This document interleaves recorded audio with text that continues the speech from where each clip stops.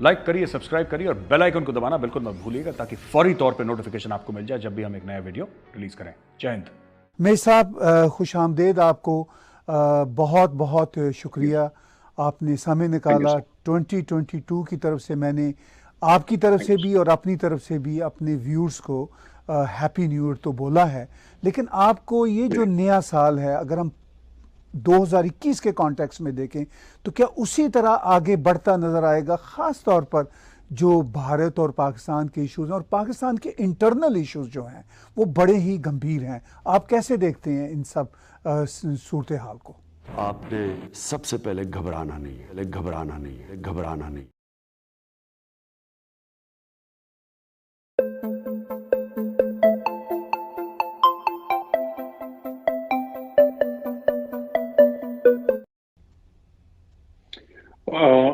पहली बात तो बहुत बहुत धन्यवाद आपका ताहिर साहब, आपने बुलाया। सर, जहां तक पाकिस्तान के इश्यूज की बात है सर, मैं एक बात कहना चाहूंगा कि all of Pakistan wounds are self inflicted sir. Pakistan ने जो चोटें पाकिस्तान को पहुंची हैं, ये सारी की सारी सेल्फ इन्फ्लिक्टेड हैं सर। ये खुद को जख्म पहुंचाया है इन्होंने, फिर ये बाहर साजिशें ढूंढते हैं।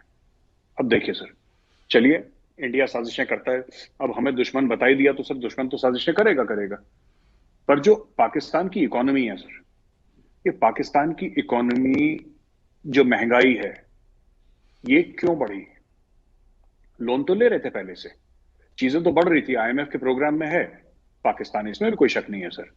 पर इन्होंने जो लोकल इनके सब्जी खाने पीने की चीजों की जो महंगाई बढ़ रही है, इन्होंने इंडिया के साथ ट्रेड बंद कर दी अपनी। ठीक है सर, जो बड़े बड़े लोग हैं, जहांगीर तरीन जैसे लोग हैं सर, जिनकी शुगर मिले हैं, बड़ा बड़ा काम है, उनका अभी भी जो मशीन्स हैं सर, वो इंडिया से आती हैं। उनकी मशीन रिपेयर होने के लिए पंजाब जाती है हमारे इंडिया में, वहां से उनकी मशीन रिपेयर होकर आती हैं। तो जो अमीर पाकिस्तानी है, जो रसूख वाला है सर, जिसका पॉलिटिकल कनेक्शन है, जो बड़ा पाकिस्तानी है, उसको तो फर्क नहीं पड़ा।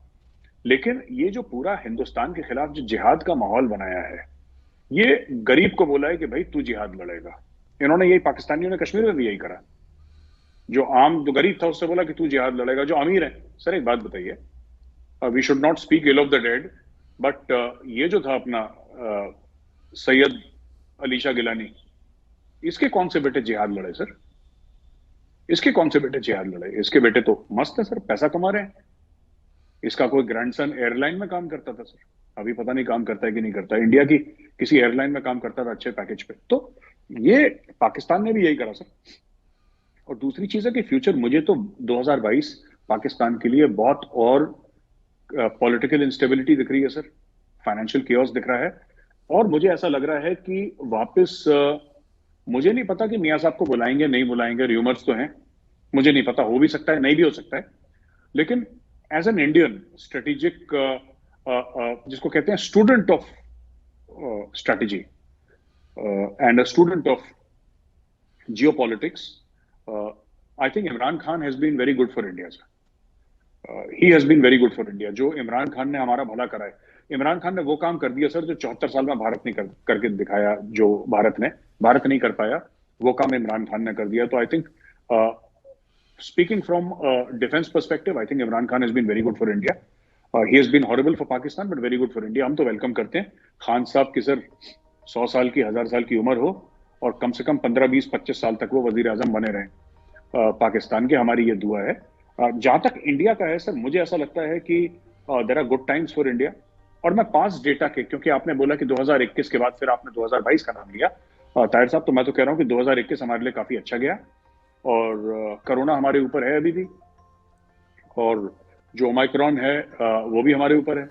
लेकिन जिस तरीके से इंडिया उसको फेस कर रहा है, जिस तरीके से लड़ रहा है, और उसके बावजूद भी जो भारत की तरक्की हो रही है, given our constraints, given our large population and given our resources, which sometimes may not match the large population, but overall I think India has done a very very good job in 2021 and will do a better job in 2022. तो मैं तो बहुत उम्मीद से हूं, और मेरे जो उम्मीद है that is backed by data sir.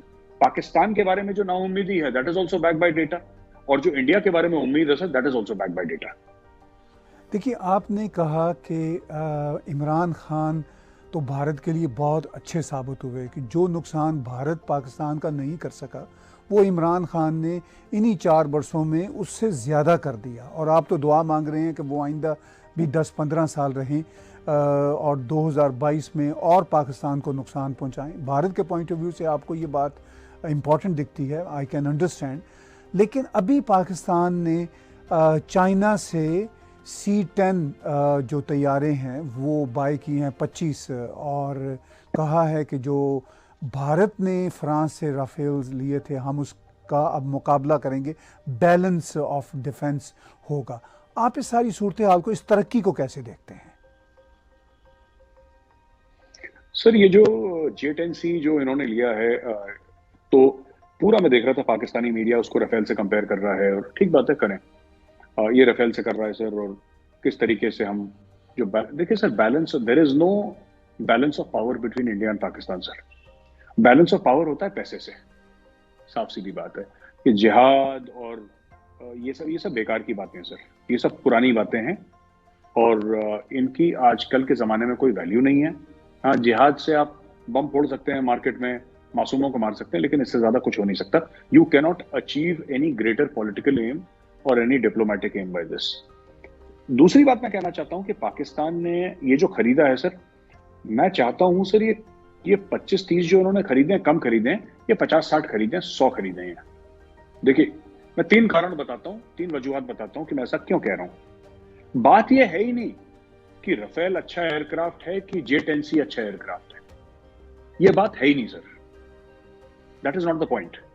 The point is that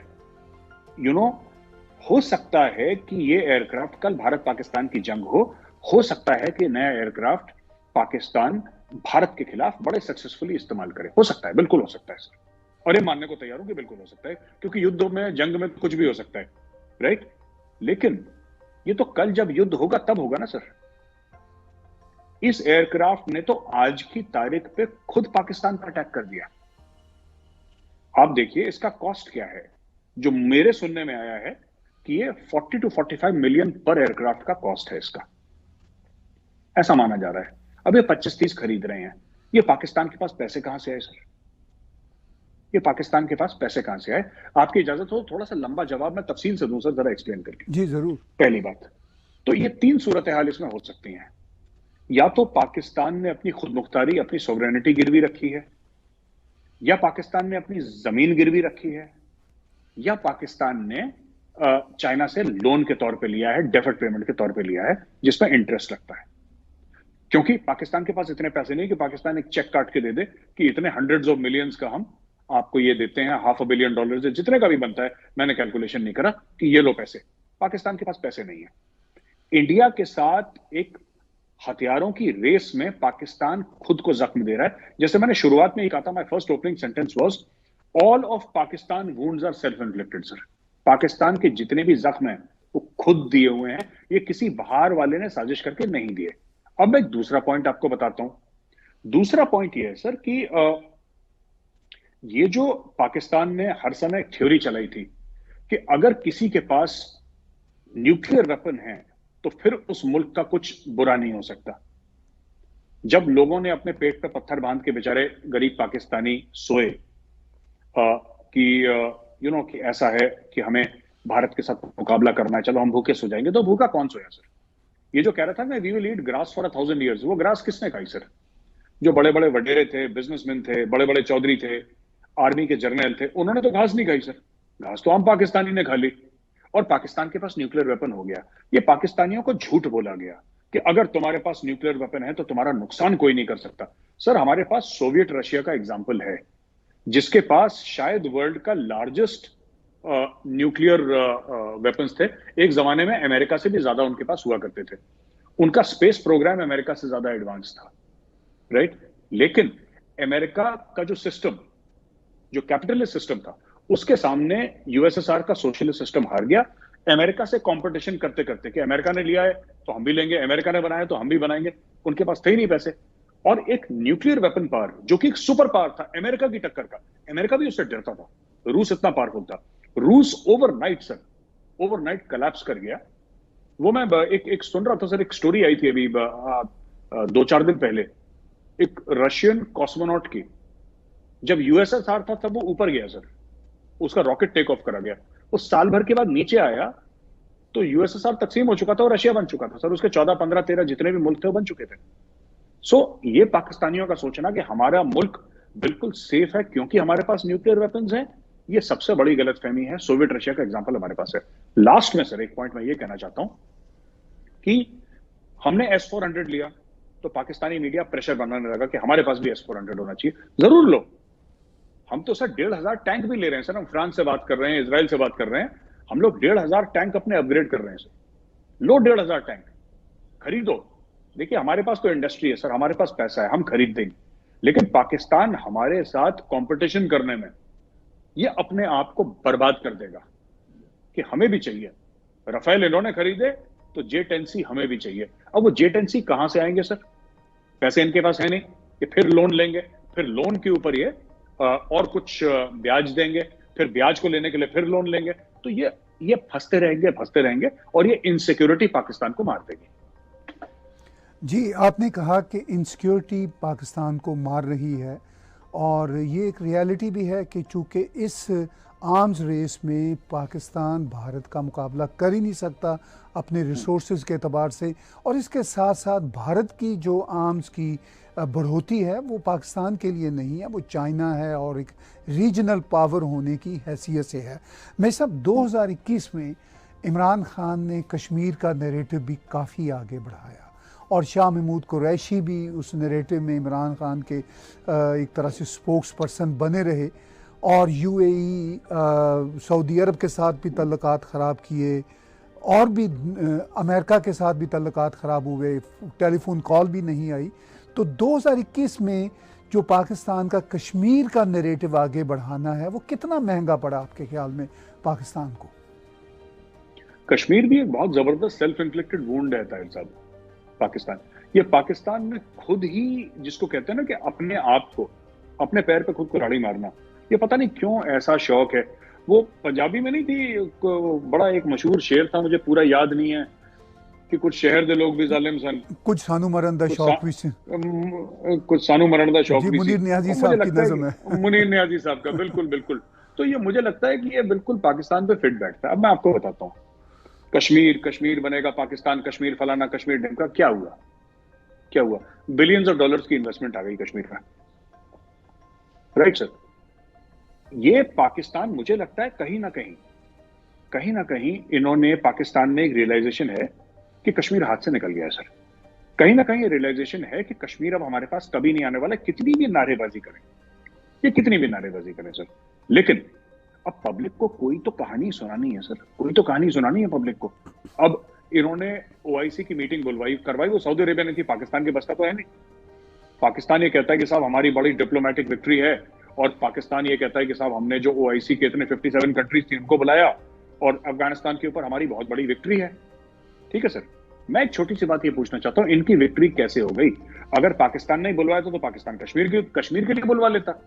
भाई अफगानिस्तान से ज्यादा तो इनके जिगर का जो टुकड़ा है वो तो कश्मीर है। इन्होंने क्यों नहीं बुलाया कश्मीर के ऊपर? क्योंकि पाकिस्तान, वो बुलाया एक्चुअली सऊदी अरेबिया ने था, सिर्फ लोकेशन थी। अगर मेरा बैंक्वेट हॉल है और मेरे बैंक्वेट हॉल में शादी हो रही है, इसका मतलब ये नहीं कि वो शादी मेरी हो रही है सर किराए का, जिसने पैसे दिए उसने शादी करवा ली उसमें। तो ये पाकिस्तानियों को गलतफहमी हो गई। एक और चीज मैं बताता हूं, कश्मीर नैरेटिव, इतना ज्यादा इन्वेस्टमेंट आ गया कश्मीर में। अभी MR करके एक ग्रुप है सर मिडिल ईस्ट का, they are building a 500,000 square feet, 5 lakh square feet का एक मतलब मैसिव शॉपिंग मॉल श्रीनगर में बना रहे हैं। वहां पे वाटर स्पोर्ट्स का इन्वेस्टमेंट आ रहा है सर, वहां पे स्काई डाइविंग के लिए इन्वेस्टमेंट आ रहा है, पैराग्लाइडिंग के लिए इन्वेस्टमेंट आ रहा है सर, वहां पे एडवेंचर स्पोर्ट्स के लिए इन्वेस्टमेंट आ रहा है। जो इंटरनेशनल एयरपोर्ट है सर अपना श्रीनगर का, जो बडगाम में है, उसको एक्सटेंड करा जा रहा है। हर चीज में आपके IT इंडस्ट्री लग रही है। इतना ज्यादा बिलियंस, अरबों डॉलर का इन्वेस्टमेंट कश्मीर में आ रहा है। लेकिन हमने जब कश्मीर करा तो हम अरबों डॉलर कश्मीर में लेकर आए। जब पाकिस्तानियों ने कश्मीर करा सर, उन्होंने खुद को एक और जख्म दे दिया, और ये करते रहे सर कश्मीर। अब तो हम लोग इनका जवाब नहीं देते। पाकिस्तानियों का आपने देखा होगा कि इनको कोई जवाब नहीं देता, ये बोलते रहते हैं, इनको कोई जवाब नहीं देता। इमरान खान ने इतनी गालियां दी हैं सर, इमरान खान को किसी ने जवाब नहीं दिया। we are behaving as if India is acting and behaving as if Pakistan does not exist. हमारे वेस्ट में कुछ है ही नहीं, एक समंदर है, उसके पार अफगानिस्तान है. अभी जैसे इंडिया ने अफगानिस्तान को वो भेजे थे सर, क्या नाम कहते हैं, वैक्सीन भेजी थी जो अभी, so they were not sent via Pakistan. हमें अब पाकिस्तान की जरूरत नहीं है सर. हमने कोशिश करी, गेहूं में बड़ा ड्रामा करा इन्होंने सर, गंदुम जो कहते हैं आप लोग, हमने गेहूं भेजने की कोशिश करी 50,000 टन, नहीं यहाँ पे भेजेंगे, उसमें पाकिस्तानी झंडा लगेगा, इसमें कुछ ये हो सकता है. अरे इतना ड्रामा नहीं करना सर, सीधा जहाज से गया वो सीधा, या फिर ईरान में हमारा चाबार पोर्ट है, अब हमें जो भी भेजना है sir we'll send through Iran and we are telling the world. इसमें एक और बड़ी बात है, आपने कश्मीर की बात करी ना, हम लोग दुनिया को लगातार बोल रहे हैं कि अगर भारत ईरान के थ्रू अफगानिस्तान में चीजें भेज सकता है तो तुम भी भेज सकते हो सकता है अमेरिका ना भेज पाए सर, हो सकता है अमेरिका ना भेज पाए, क्योंकि अमेरिका के मसले हैं ईरान के साथ. लेकिन सिर्फ अमेरिका तो एक देश है दुनिया में तो 195 196 कंट्रीज हैं. जिसको भेजना है आप चाबार पोर्ट का इस्तेमाल करिए, आपको जो अफगानिस्तान भेजना है भेजिए, आपको जो सेंट्रल एशिया भेजना है भेजिए, आपको पाकिस्तान की जरूरत है ही नहीं. पाकिस्तान की जरूरत है ही नहीं आपको, यू डोंट नीड. क्यों? पाकिस्तान की वैल्यू क्या है? पाकिस्तान की टोटल वैल्यू अफगानिस्तान है सर. पाकिस्तान की total value is only Afghanistan. अगर वहां पे अफगानिस्तान नहीं होता, पाकिस्तान को कौन पूछ रहा था? जो जियो स्ट्रेटेजिक बात करते हैं, that is because of Afghanistan sir. Afghanistan can be accessed from Iran, आप ईरान से करो. अगर वीडियो पसंद आया है तो लाइक का बटन जरूर दबाएं. Thank you.